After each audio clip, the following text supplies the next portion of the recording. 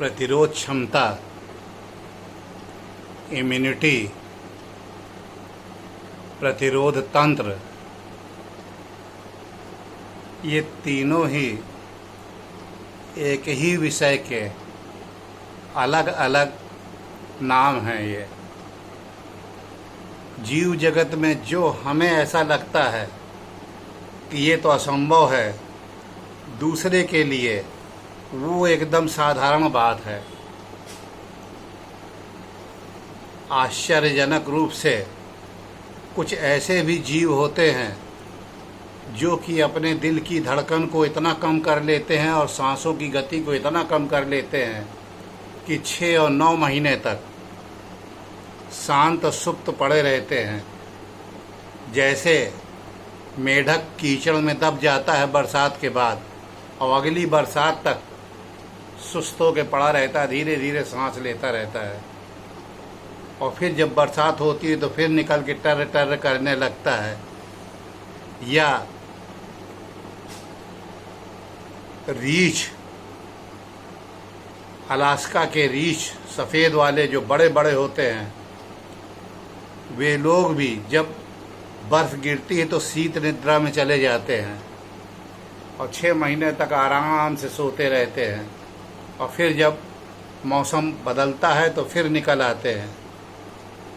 इसी प्रकार से तपोवन में बहुत सारे सिद्ध पुरुष जा करके अपने शरीर की सब गतियों को कम करते चले जाते हैं, और वहाँ पे वैसे भी ऑक्सीजन पहाड़ों में कम होती है, तो कम ऑक्सीजन में दिमाग भी उसी हिसाब से ट्यूनिंग करते करते कम हो जाता है, और फिर वो आगे लगभग अर्धशीत निद्रा में चले जाते हैं। और इसको भी जिन्होंने बहुत मॉडरेट तरीके से आगे कर डाला, तो ऐसा लोगों का कहना है कि वो सैकड़ों नहीं हजारों साल तक अपने को शीत निद्रा में ले जाते हैं।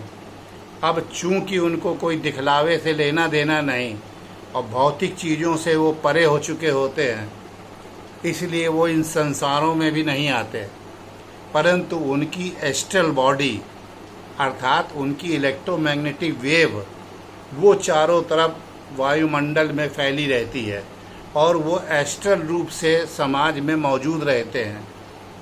जब भी आप उनके जैसे विचारों को अपने अंदर समाहित करेंगे, तब वो आपके अंदर अपने विचारों से आपके अंदर आते चले जाते हैं। इसी प्रकार से आपने अक्सर सुना होगा कि लोग कहते हैं, अरे मुझे तो पता ही नहीं कि मैंने ही ये सब किया हुआ है, नहीं लगता ये मुझे किसी और ने किया होगा ये, क्योंकि वो ट्रांस में चले जाते हैं। और ट्रांस में गया हुआ व्यक्ति ठीक वैसे ही होता है जैसे कि एक माइक हो जो कि केबललेस हो, तो माइक कहीं रखा हुआ है और बोलने वाला कहीं से बोल रहा है, उसके अंदर उसकी तरंगें आती चली जाती हैं। तो इस प्रकार से मानव अपने शरीर को इतना साध सकता है कि जिसकी क्षमताएं अपरिमित हैं। सबसे पहले इसमें ये बाधा आती है कि लोग आजकल सिर्फ उन यंत्रों पर ही भरोसा करते हैं जो कि मशीनों से बने रहते हैं, लेकिन उस शरीर के अरबों खरबों कॉम्बिनेशन से बने हुए यंत्र पर भरोसा नहीं करते, क्योंकि वो अनुभवजन्य होता है। आपका अनुभव दूसरे पे काम आवे ये संभव नहीं है। हाँ, वो अगर उसी मार्ग से बढ़ेगा धीरे धीरे तो हो सकता है कि उसको वैसा अनुभव प्राप्त हो, और दूसरा व्यक्ति भी अगर प्रयास करे तो कहिए उसको एकदम न प्राप्त हो।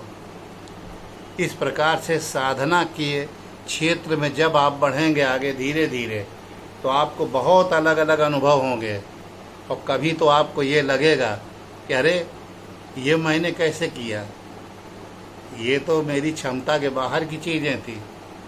तो आप ये जान लीजिए, इसी को लोग कहते हैं कि दिव्य शक्तिपात हुआ आपके ऊपर। उन दिव्य शक्तियों के जो कि आज नहीं है यहाँ शरीर के रूप में हमारे पास मौजूद,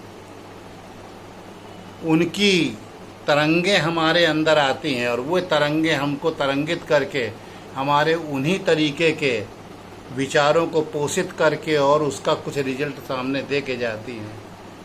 और वैज्ञानिक यंत्रों के द्वारा जब से पृथ्वी ही नहीं गैलेक्सी बनी है, उस समय की भी तरंगों को आज पकड़ा जा रहा है। और प्रकाश की तरंगों को तो सभी जानते हैं कि लगभग 3 लाख किलोमीटर की स्पीड से चलती हैं वो फोटॉन्स।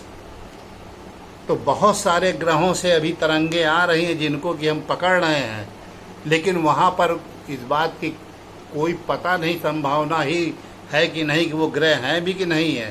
ये ठीक वैसे ही है जैसे दीपावली में एक पटाखा बोलता है तो उसकी आवाज़ आपको बाद में सुनाई देती है, चमक पहले दिखाई देती है।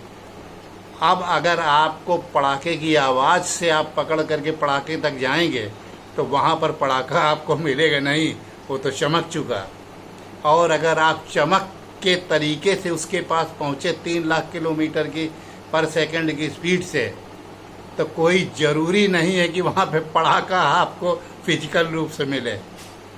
या आकाश से बिजली चमकती है जब, तो गड़गड़ाहट बाद में सुनाई देती है और वहाँ पर चमक पहले आपको दिखाई देती है, लेकिन उससे पहले ही बिजली गिर चुकी रहती है।